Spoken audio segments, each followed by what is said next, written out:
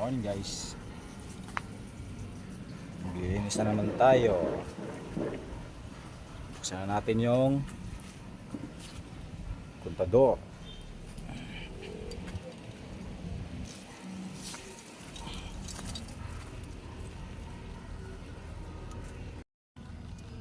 Uy, nangyari dito?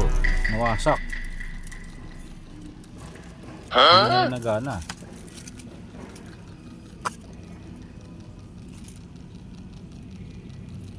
Wala yung tanso.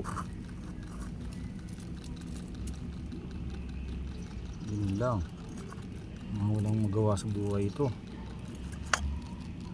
Yun yung mga idol. Baka talagang walang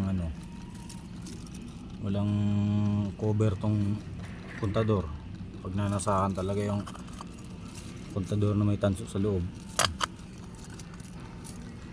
Okay, report na natin yan.